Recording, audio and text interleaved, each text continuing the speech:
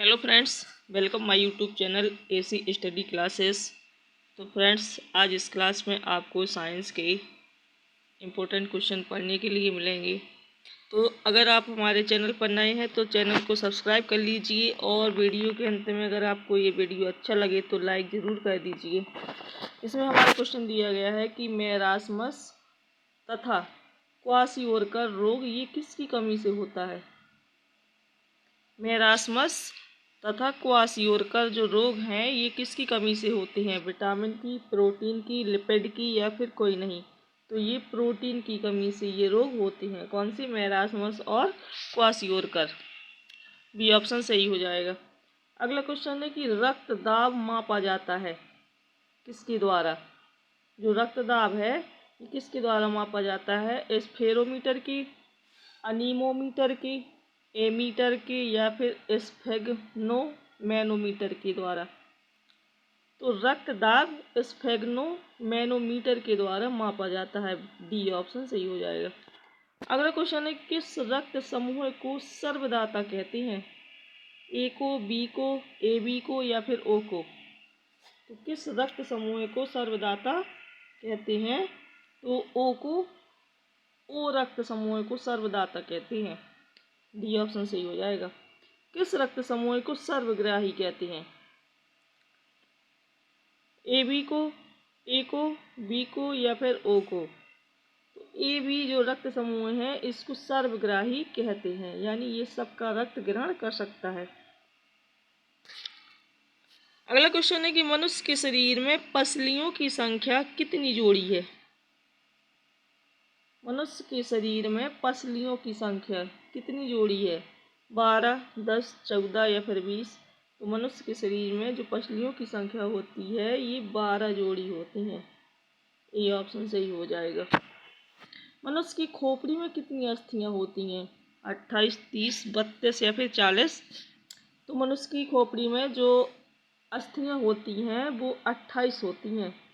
ये ऑप्शन सही हो जाएगा। खोपड़ी में अस्थियां कितनी होती हैं, 28। हमारे शरीर की सबसे छोटी हड्डी कौन सी है। हमारे शरीर की जो सबसे छोटी हड्डी है, स्टेपीज, फीमर, इनकस या फिर कोई नहीं। तो हमारे शरीर की सबसे छोटी हड्डी को स्टेपीज कहते हैं, जो कहाँ पाई जाती है, कान के पीछे। अगला क्वेश्चन है कि हमारे शरीर की सबसे बड़ी हड्डी कौन सी है। सबसे बड़ी हड्डी स्टेपीज, फीमर, फिबुला या फिर टिबिया। तो हमारे शरीर की जो सबसे बड़ी हड्डी है वो है फीमर हड्डी। बी ऑप्शन सही हो जाएगा। अगला क्वेश्चन है कि हमारे शरीर के किस अंग में लसिका कोशिकाएं बनती हैं। जो लसिका कोशिकाएं हैं गाइस ये किस अंग में बनती हैं हमारे शरीर में, बताना है आपको। यकृत, तिल्ली, अग्न्याशय या फिर वृक्क। तो ये तिल्ली में बनती हैं, यानी इसमें बी ऑप्शन सही हो जाएगा। तिल्ली में कौन सी कोशिकाएं बनती हैं, लसिका कोशिकाएं। अगला क्वेश्चन है कि वयस्क मानव में हड्डियों की संख्या कितनी होती है, 206, 207, 208 या फिर 201। तो वयस्क मानव में जो हड्डियों की संख्या होती है वो होती है 206 हड्डियां।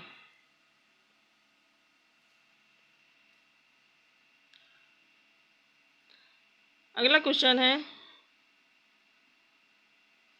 एपी कल्चर क्या है। एपी कल्चर मधुमक्खी पालन, रेशम कीट पालन, दोनों या फिर कोई नहीं। जो एपी कल्चर है ये है मधुमक्खी पालन। ये ऑप्शन सही हो जाएगा। मानव कपाल में हड्डियों की संख्या कितनी होती है, 11, 8, 14 या फिर 7। तो मानव कपाल में जो हड्डियों की संख्या होती है वो 8 होती है। बी ऑप्शन सही हो जाएगा। चेहरे में हड्डियों की संख्या कितनी होती है, चेहरे में 7, 3, 14, 13। चेहरे में जो हड्डियों की संख्या होती है वो होती है कितनी, 7।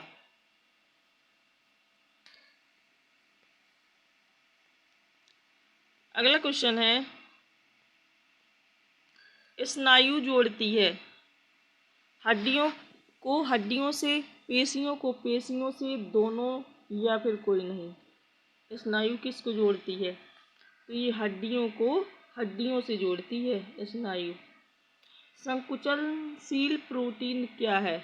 संकुचनशील प्रोटीन जो है वो क्या है? मायोसिन, एक्टिन, दोनों या फिर कोई नहीं? तो ये दोनों है। संकुचनशील जो प्रोटीन है ये है दोनों।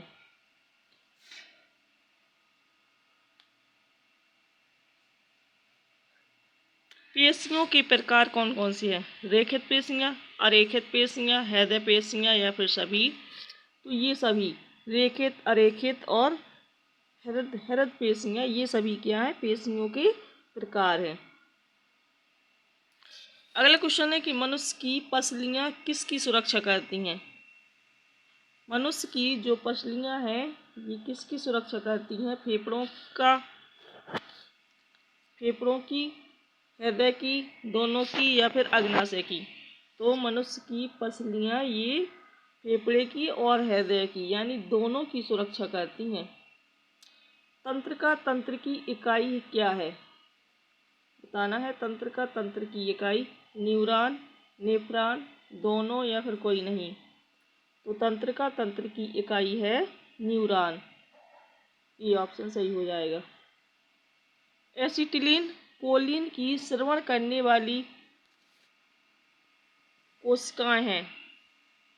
एसिटिलीन और कोलिन की स्रवण करने वाली कोशिकाएं कौन सी हैं? तंत्रिक कोशिकाएं, नेफ्रॉन्स, मस्ट कोशिकाएं या फिर सभी? तो एसिटिलीन और कोलिन की स्रवण करने वाली जो कोशिकाएं हैं वो है तंत्रिक कोशिकाएं। ये ऑप्शन सही हो जाएगा। कार्पस कैल्शियम होता है किसमें? जो कार्पस कैल्शियम है ये किसमें होता है? मनुष्य के मस्तिष्क में, मनुष्य के हृदय में, दोनों में या फिर कोई नहीं? तो कार्पस कैल्शियम ये मनुष्य के मस्तिष्क में होता है। ये ऑप्शन सही हो जाएगा। अगला क्वेश्चन है कि एसिटिल कोलिन होता है। एसिटिल कोलिन ये क्या होता है? रासायनिक संचारी, संकटरोधी हार्मोन, कार्बोहाइड्रेट या फिर कोई नहीं? तो एसिटिल जो कोलिन होता है ये रासायनिक संचारी होता है। ये ऑप्शन सही हो जाएगा। होमियोस्टैटिस शब्द का प्रयोग किया था। होमियोस्टैटिस शब्द का प्रयोग किसने किया था? वाल्टर बुकैनन ने, ल्यूबिन हॉक ने, रॉबर्ट हुक ने या फिर कोई नहीं? तो ये किया था वाल्टर बुकैनन ने। होमियोस्टैटिस शब्द का प्रयोग किसने किया था? वाल्टर बुकैनन ने। अगला क्वेश्चन है कि मोलस्का तथा एनेलिडा के बीच की कड़ी क्या है? मोलस्का तथा एनेलिडा के बीच की कड़ी।